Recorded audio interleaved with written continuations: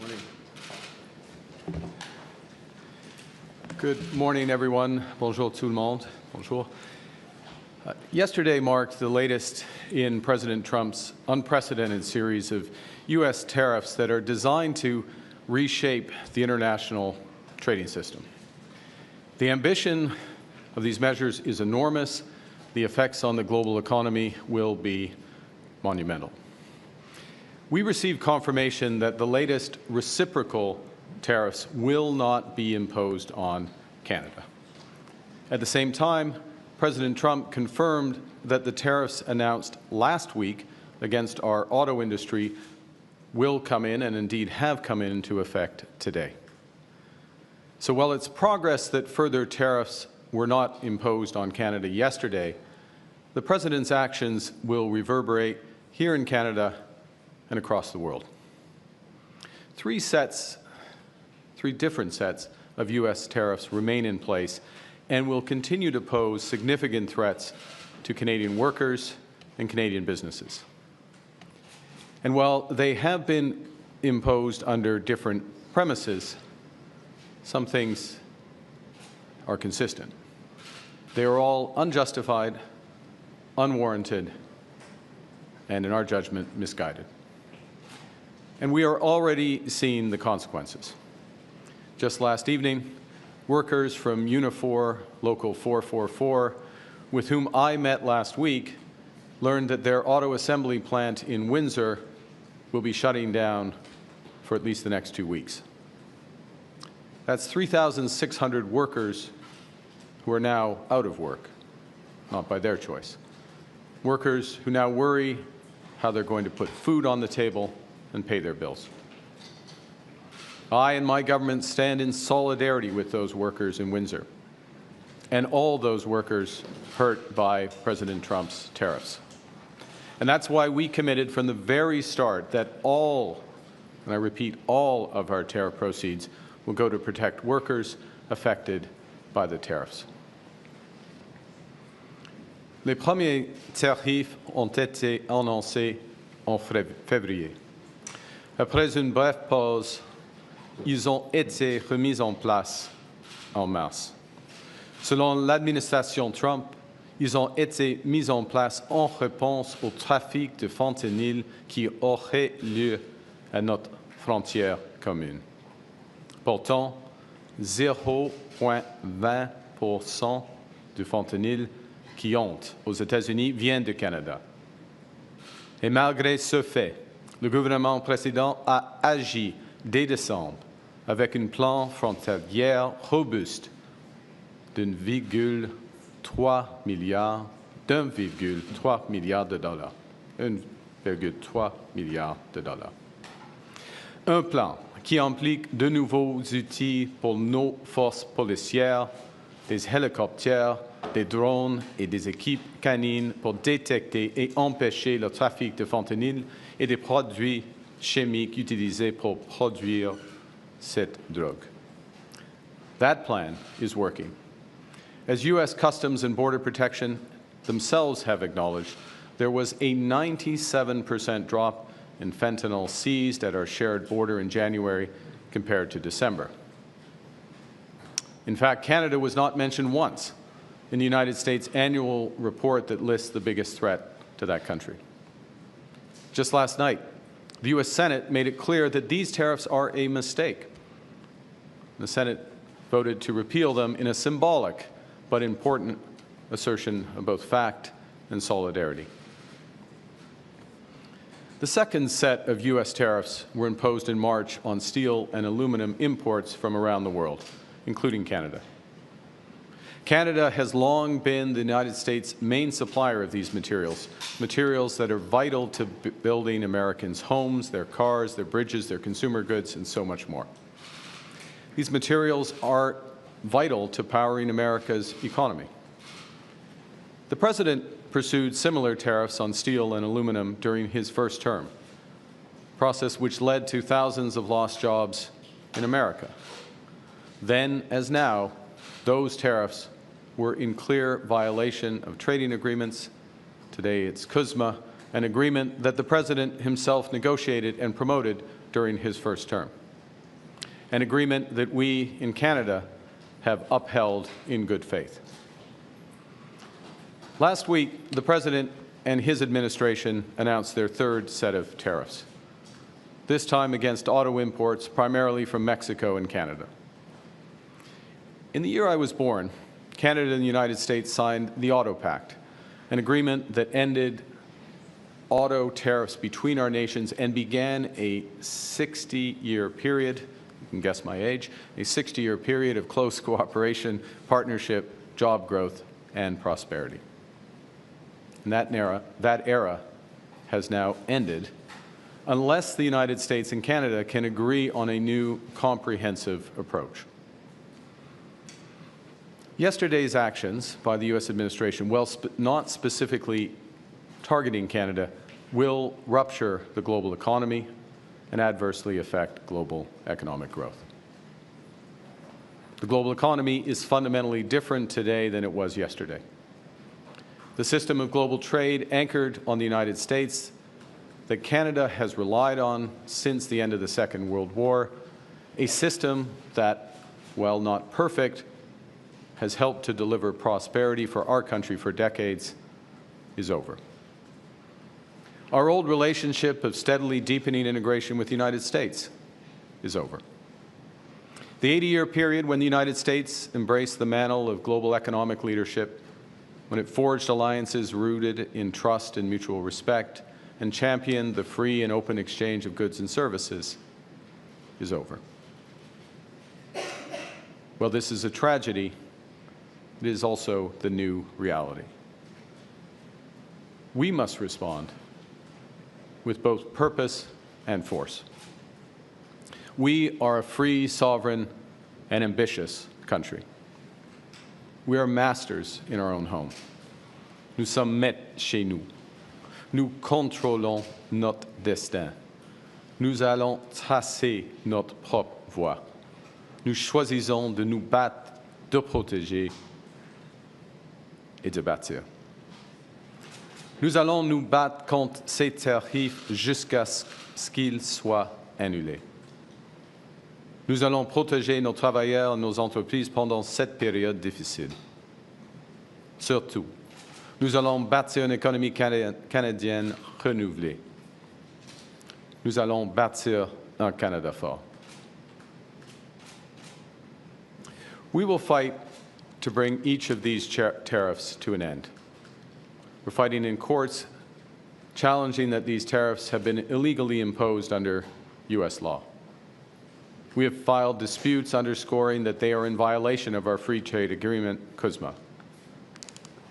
We have gone to the World Trade Organization because these actions are against international trade law. We are responding today with, and we have responded throughout, with carefully calibrated and targeted counter-tariffs. Hier, j'ai rencontré mon conseil sur les relations canado-américaines. J'ai tenu une rencontre du comité du Conseil des ministres sur les relations canado-américaines. J'ai aussi convoqué les premiers ministres des provinces et territoires pour la troisième fois en autant de semaines. Nous sommes unis. Nous sommes déterminés. As I told President Trump during our call last week, Canada will respond to the U.S. auto tariffs. And today I'm announcing that the Government of Canada will be responding by matching the U.S. approach, with 25% tariffs on all vehicles imported from the United States that are not compliant with CUSMA, our North American Free Trade Agreement, and on the non-Canadian content of CUSMA-compliant vehicles from the United States as well. Our tariffs, though, unlike the U.S. tariffs, will not affect auto parts because we know the benefits of our integrated production system. And they will also not affect vehicle content from Mexico, who is respecting the CUSMA agreement. And as well, we are developing a framework for auto producers in Canada to get relief from these counter tariffs as long as they maintain their production and investment in our country. Importantly, every single dollar raised from those counter tariffs, our counter tariffs, which could reach around $8 billion before remission, will go directly to our auto workers and the companies affected by those tariffs. And that's on top of a $2 billion fund that we announced last week to build a made-in-Canada auto sector, a fund that a new Liberal government would implement should we be elected. Nos droits de douane n'affecteront pas les pièces automobiles, car nous connaissons les avantages de notre système de production intégré. Ils n'affecteront pas le contenu des véhicules en provenance du Mexique. Parallèlement, nous élaborerons une carte permettant aux constructeurs automobiles d'éviter nos droits de douane compensatoires à condition qu'ils maintiennent leur production et leurs investissements au Canada. Il est important de noter que chaque dollar récolté, c'est-à-dire environ 8 milliards de dollars avant remise, ira directement à nos travailleurs de l'automobile et aux entreprises touchées par ces droits de douane. Cela s'ajoute au fonds de 2 milliards de dollars pour construire un nouveau secteur automobile fabriqué au Canada, que j'ai annoncé qu'un nouveau gouvernement libéral mettrait en œuvre si nous étions élus. Our retaliatory tariffs that we previously announced in response to the United States' other tariffs will remain in effect. You know, we take these measures reluctantly, and we take them in ways that it's intended and will cause maximum impact in the United States and minimum impact here in Canada. And we should be aware that the President and his administration have also signaled that tariffs will be applied on what the Americans term as strategic sectors: pharmaceuticals, semiconductors, lumber, and agriculture. Dans les jours et les semaines à venir, nous dirons à nos homologues américains que serait une erreur, que la question de l'offre n'est pas sur la table, que toute nouvelle mesure commerciale entraînerait une réponse calibrée, mais énergique, de la part du Canada, et que le moment est venu de renégocier en profondeur notre partenariat économique et de sécurité. As President Trump and I agreed last week, he and the Prime Minister of Canada will sit down immediately following the election to find areas of common ground and agreement in a new economic and security partnership. I told the President that I will be working hard for the next month to earn the right to represent Canada in those discussions, to get the best deal for Canada under the new U.S. approach. At the same time, Canada must be looking elsewhere to expand our trade, to build our economy, and to protect our sovereignty. Canada is ready to take a leadership role in building a coalition of like-minded countries who share our values. We believe in international cooperation. We believe in the free and open exchange of goods, services, and ideas. And if the United States no longer wants to lead, Canada will. Canada is strengthening our trading relationships with reliable partners. Plus tôt cette semaine, j'ai parlé à la présidente mexicaine, Madame Sheinbaum. Je viens de discuter aujourd'hui avec le chancelier allemand, Olaf Scholz. J'ai eu de nombreuses conversations avec la présidente de la Commission européenne, Ursula von der Leyen. Et dès ma première semaine en poste, j'ai rencontré le Premier ministre du Royaume-Uni, Keir Starmer, et le président français, Emmanuel Macron. Nous sommes tous opposés à l'approche du gouvernement américain. Et nous sommes tous en faveur d'échanges commerciaux libres et équitables. My government understands that Canadians hurt by the unjustified tariffs will need our support.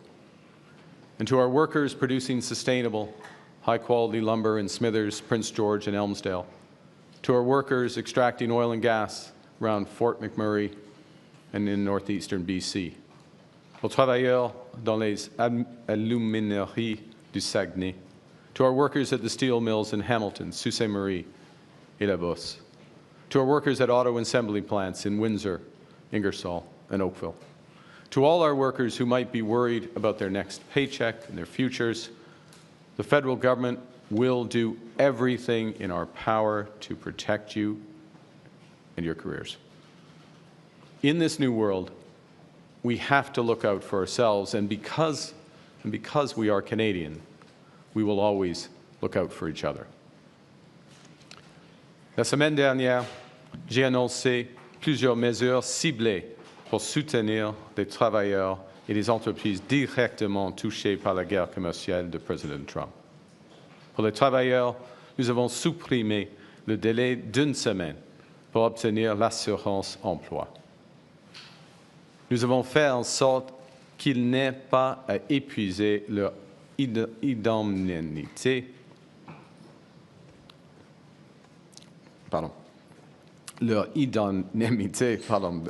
de part avant de toucher l'assurance emploi, et nous avons facilité l'accès à l'assurance emploi.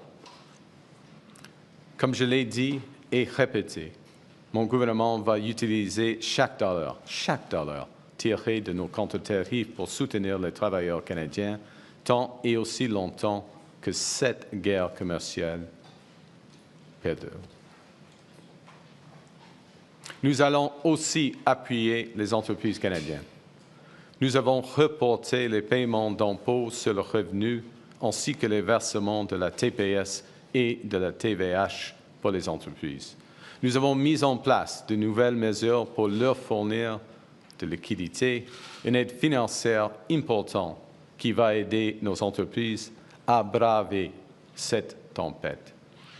Et nous avons augmenté le financement des agences de développement régionales. Fighting back against U.S. tariffs and protecting our workers are our most immediate priorities. But they are not sufficient.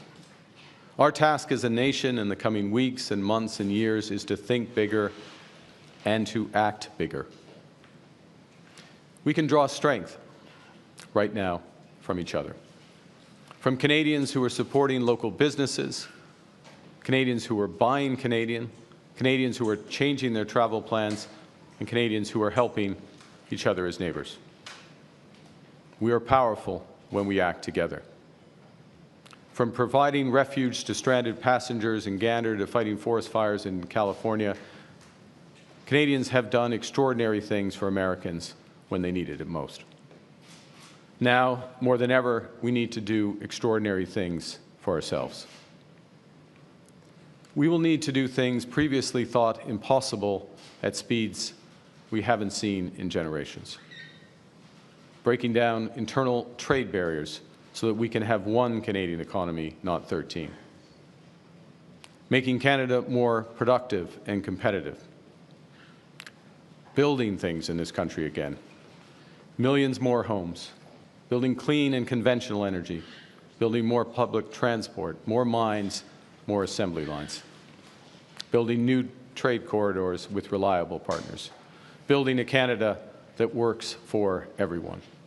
A Canada that everyone can afford. A Canada worthy of its people. Last week, I met a teacher from Glen Williams Public School in Georgetown, Ontario. And she told me about a routine assignment, that she had given to her 9- and 10-year-olds. And the children were asked to describe their dreams for Canada. So some kids wrote about a country free of poverty, others dreamt of clean air and water, or a place where everyone enjoyed equal rights, dignity, and respect. These are what we all want for ourselves and for each other. But many also wrote about tariffs and threats to our sovereignty, words that I hadn't met at that age. And I'm going to quote one which is representative I dream of a safe, a kind, and a clean Canada. A Canada that is not the U.S. Our children should be able to dream about a positive future, not worry about an economic crisis. Les Canadiens et Canadiennes sont inquiets, et c'est normal quand il y a des grands changements. Ce n'est pas nous qui avons changé. Nous sommes restés les mêmes fiables, fiers et forts. Nous vivons dans un nouveau monde, et ça vient avec nouveaux défis. Given the prospective damage to their own people, the American administration should eventually change course. But I don't want to give false hope. The President believes that what he is doing is best for the American economy. He believes that it's best for American workers. And although their policy will hurt American families, until that pain becomes impossible to ignore, I do not believe they will change direction. So the road to that point may indeed be long. And it will be hard on Canadians, just as it will be on other partners of the United States. It will require us to make difficult choices. It will require sacrifices. I have no doubt we will rise to the challenge, because that's who we are as Canadians. We have done hard, seemingly impossible things throughout our history. We conquered the unconquerable at Vimy and Juno Beach. Nous avons bâti un pays qui unit des langues, des cultures et des croyances différentes. Et en le faisant, nous sommes devenus plus forts. We created public Medicare. We confronted our own past with Indigenous peoples. We answered the call to defeat fascism. We know we are not always perfect, but we always strive to be good. We do not do things because they're easy, but because they are right. We will rise to meet this challenge, and we will emerge stronger. So to those kids at Glenn Williams Public School, don't worry. With your spirit, with that of your parents, their friends, and people like them across this great country, all pulling for Canada, we will build an even better Canada for your future, because that's who we are. We are Canada. Canada strong, un Canada fort. Thank you very much. Merci. I'll be pleased to take your questions. Bonjour tout le monde. We'll now start with the press conference. We'll take 15 minutes of questions, one question, one follow-up. On a 15 minutes, une question, et suivi. Laurence. Merci. Bonjour, M. Carney. Laurence Martin de Radio-Canada. Il n'y a pas eu de recul, vous l'avez dit, il n'y a pas eu de recul de M. Trump sur les tarifs déjà annoncés pour le Canada, comme sur le secteur de l'auto. Est-ce que ça veut dire que votre appel avec M. Trump la semaine dernière, finalement, n'a pas été si productif que ça? Je crois que vous avez raison, et comme je viens de décrire, il n'y a pas de recul des tarifs contre par rapport au fentanyl, l'acier, l'aluminium et puis le secteur automobile. L'appel avec Monsieur le Président, nous avons fait de progrès. On peut le voir avec le résultat par rapport les tarifs réciproques. Nous avons eu le meilleur accord d'une série de mauvais accords. Ça, c'est la vérité, okay, dans ce cas. Première chose. Deuxièmement, nous sommes d'accord, Monsieur le Président et moi, nous sommes d'accord qu'au début de mai, il y aura le commencement des discussions globales en ce qui concerne le partenariat économique et sécuritaire du Canada et les États-Unis. Alors, encore, ça, c'est du progrès, parce qu'on ne peut pas faire de progrès avec chaque initiative, chaque enjeu. Il faut avoir une discussion globale entre les deux pays souverains. In English before my You're absolutely right. The core tariffs with respect to fentanyl, automobiles, steel and aluminum remain in place with respect to an enormous series of trade measures that were announced yesterday. We have the best deal of a series of tough deals, bad deals in many respects. That is progress. That is recognizing the partnership. As well, what was also progress in the call the President and I had last week is this agreement that we will sit down, future Prime Minister and him as President will sit down and begin negotiations on the overall economic and security partnership with Canada. And that's important, in my judgment, because we will not make progress on individual items. We can only make progress as a whole in a relationship that is being redefined. And of course, as I said in my remarks, and as I said to the President, and as I said at the time, I'm working hard to ensure, or to earn the right, rather, to represent Canada at those negotiations. Et en suivi, est-ce que vous songez à imposer une réponse coordonnée avec d'autres pays contre les États-Unis? À ce moment-ci, non. En bref, non. On a des discussions. J'ai plusieurs discussions avec l'autre chef d'État, chef de gouvernement en Europe, au Mexique et d'autres parts du monde. Mais ils sont des discussions positives. Comment on peut augmenter les relations commerciales entre notre pays ou nos juridictions? Ce n'est pas afin d'avoir une réponse négative ou coordonnée par rapport aux États-Unis. OK? Merci. Bonjour, Émilie Bergeron, la presse canadienne. Votre prédécesseur, Justin Trudeau, avait invité les autres chefs de parti à des rencontres conjointes pour montrer que le Canada est uni, qu'il y a un front uni face à M. Trump. Pourquoi, si vous mettez votre campagne électorale sur pause et que vous êtes dans vos avis de premier ministre et que vous dites que c'est un enjeu non partisan, alors pourquoi vous ne faites pas comme M. Trudeau et vous invitez les autres chefs de parti soit à une rencontre ou à un appel? Les autres chefs du parti sont avisés de notre réponse.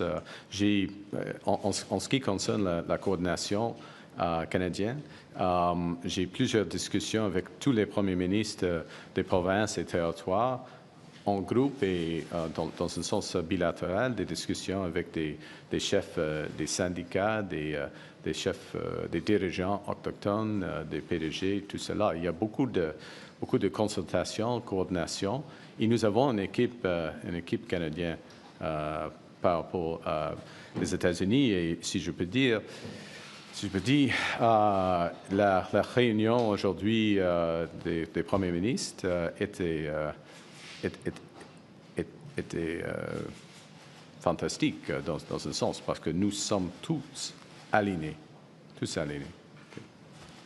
Ça n'a pas vraiment répondu à ma question, mais je vais y aller sur un autre sujet, la gestion de l'offre. Pardon. Vous avez dit que vous voulez protéger la gestion de l'offre, mais est-ce que vous vous engagez, si vous êtes élu premier ministre du prochain gouvernement, à déposer un projet de loi, comme il y en avait un devant la Chambre des communes au Sénat, pour vraiment l'inscrire dans une loi que la gestion de l'offre, c'est une ligne rouge, ça ne peut pas faire partie d'une négociation commerciale, puisque le gouvernement précédent, le gouvernement sortant, avait voté pour un tel projet de loi. Donc, est-ce que vous vous engagez à redéposer? OK.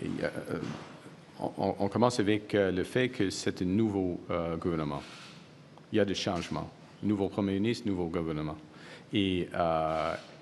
Et en ce qui concerne les négociations avec les États-Unis, dès que le 1er janvier ou le mi-janvier, en effet, quand j'ai commencé ma campagne pour la chefferie libérale, j'ai dit clairement que la gestion de l'offre, la langue française et la culture ne seront jamais sur la table. Ça, c'est une ligne rouge, une ligne claire.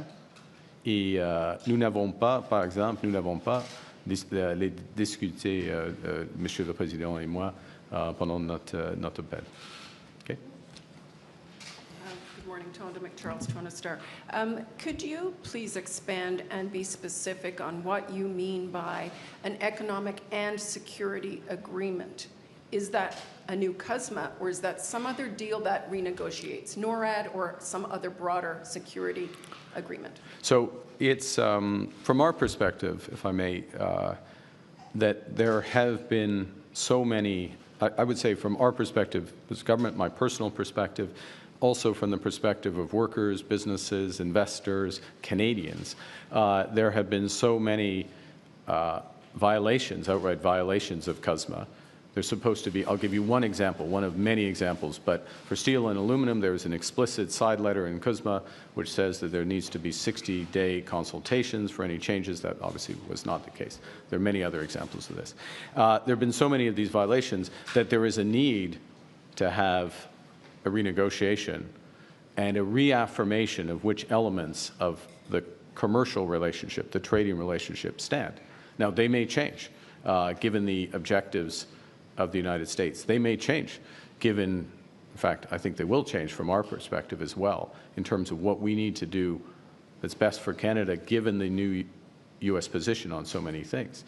As well, it is sensible, in my judgment, that we also discuss defense and security partnership. We have a long-standing defense and security partnership. Some of that partnership is for security, but it's also a commercial relationship. And we want to make sure that commercial relationship works for Canada. I will observe that 80%, 80 cents on every dollar that we spend on military equipment in its broadest sense goes to the United States. In the current stance of the relationship, that doesn't make sense. So we want to sit down and have everything on the table and have that discussion, everything on the table within commercial, subject to my previous response to the last question. So I understand that not to be all balled up in one agreement, separate agreements, but in the future negotiation then, I want to understand what you take from President Trump's 12% reciprocal tariff, sort of that he has hanging over Canada, even if he lifts the border tariffs you call unjustified. So I think there are several things, if I may, and it's hard to predict all elements of this. But there's certain sectors in the North American economy, the Canadian-U.S. economy, that fundamentally rely on the integration in those sectors. There's no better example of this than in autos, where it literally has been built up over my entire lifetime. And that the competitive threat in North America is from Asia, not within North America.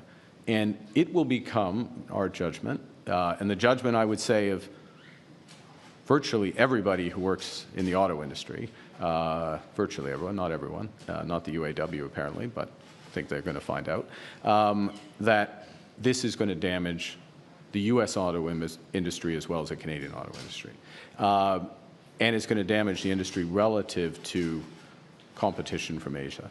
So when there's that discussion, the question, part of the discussion is going to be, how do we put back together elements of that integration? And if it's not going to come, how are we going to act in Canada? And we're going to do this, elements of this anyways, if my government is elected, which is to build a true Made in Canada strategy that makes us much more resilient with the U.S. So, Tonda, I can't pre-wire all those discussions, but what I know is that trying to have a discussion, given the scale of ambition of the United States, given all the measures they've taken, not just against Canada, but against the whole world, that we are not going to make progress if we try to focus on only one issue.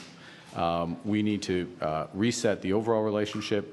We need to set the boundaries around that, where we're going to work together, reestablish confidence, first and foremost for Canadian workers and their families, so that they know where their careers are, where their jobs are, and then more broadly for investors in business. Okay? Thank you. Good morning, Prime Minister. Gillian Piper with Global News. Are you planning to have another phone call with President Donald Trump to discuss these tariffs? If it's appropriate, we will. We agreed that we would, when we last spoke, that we would talk as needed over the coming weeks. So it may happen. There's not one scheduled. And as I said, I'll just reiterate, when we spoke, I did advise the President that we would be retaliating against the auto tariffs. We were going to wait to see what happened with these reciprocal tariffs that were announced yesterday. We have taken a very focused, calibrated response, balanced response, one that creates incentives for the automakers. So as appropriate, we will speak. I'm very conscious, we're very conscious that there are additional measures likely to come in other sectors, including forest products, pharmaceuticals, and others.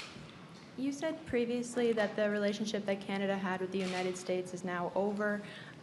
Is the U.S. still our ally?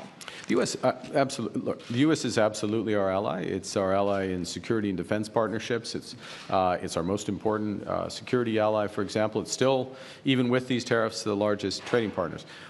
The point I made last week, the point I made again today, is part of what our relationship has been based on, though, has been a degree of integration between our economies, our trade becoming closer and closer together. That is over. I mean, we saw that that was ending a while ago. It's now emphatic. I think the world is learning that that is over. That creates real challenges for us. We're not sugarcoating it. We're absolutely clear about that. It also, though, creates an enormous opportunity for a country like Canada, which has virtually everything that the world wants, has a lot of things that the U.S. wants, and they're going to find out how much they want it with these tariffs. So we have virtually everything the world wants. And when I talk to leaders in Europe, when I talk to the Mexican president, they want to work with us. They want to cooperate with us. And I'll say one other thing, if I may, and then hand, which is one of the things, and I'll go back to Team Canada, Premier Smith, Premier Moe, Monsieur le Premier Ministre Legault, all of those premiers in the very short term either have just gone on major trade initiatives to Europe in some cases, or about to go to trade missions in Asia. That's the Team Canada approach. That's the coordinated approach that we need. And I think Canadians, again, not sugarcoating the challenges, but can be very encouraged about the sense of purpose and action at different levels to move forward. Enfin, les alliés ou oui, les États-Unis, bien sûr, les États-Unis est encore un allié du Canada. Les États-Unis, c'est notre allié la plus importante en ce qui concerne les matières de sécurité et de la défense, par exemple. Mais le monde change. OK. Ashley, please. Ashley Burke, CBC News. Good morning. You have talked about this, the old relationship when it comes to the tight military and security cooperation being over. So what exactly are you picturing, and what does that mean for NORAD? Well, first and foremost, what I've emphasized has been the commercial relationship, the trading relationship, and the direction of that relationship. It was only a few months ago that many responded to the initial U.S. tariffs and discussions of tariffs by saying, this was not me, to be clear, but some prominent Canadians said, well, we should have a customs union with the United States. We should become closer to the United States. It's clear that that strategy has tremendous risks, would be misguided, in my view, and misguided and create tremendous risk. There may be certain sectors where that's the case, but as an overall approach, that view, that relationship's over.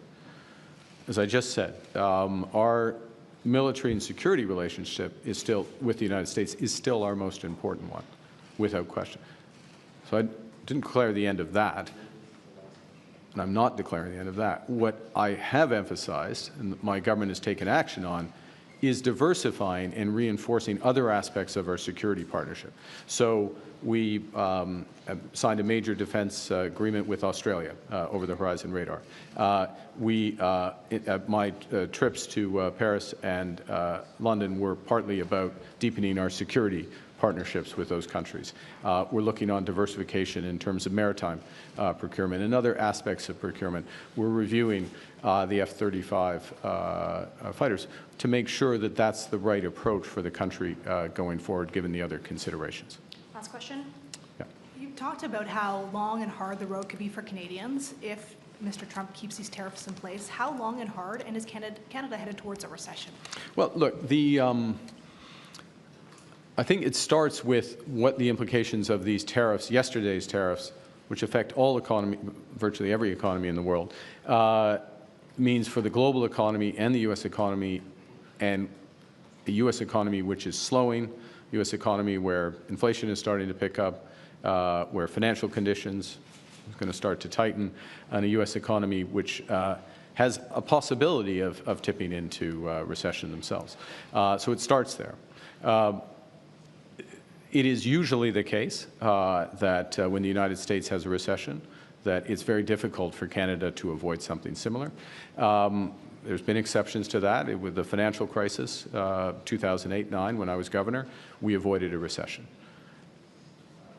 We need to take action now for short-term support and reimagine our economy for the medium term. And I won't go through the list of things. You personally have had to hear them a few times, but it is about that one Canadian economy, and it's about building everything from homes to new energy infrastructure to new ports and trade infrastructure. By doing that, and by doing that in a way that is as coordinated and impactful and immediate as possible, we create a real possibility, in fact, probability. It's not just right for the medium term, but it's right for the short term. And that, in many ways, is what's at stake right now. Yes, we have to respond to the U.S., and we are responding appropriately. Yes, absolutely, first and foremost, protect our workers. But we need to do much more than that, which is to build this economy. And in doing that, we can avoid the slowdown that is coming. Well, we can do better than the United States. That's my point. We can do better than the United States. Exactly where that comes out depends on how much damage they do to their economy. Thanks, everyone. That En concludes. français, sur le dernier aspect,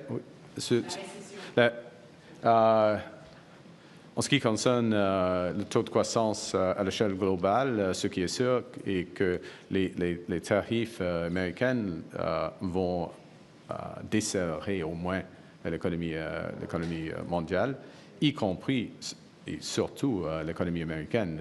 Et à ce moment-ci, l'économie américaine ralentit et l'inflation aux États-Unis augmente. Alors, c'est une combinaison très difficile pour eux.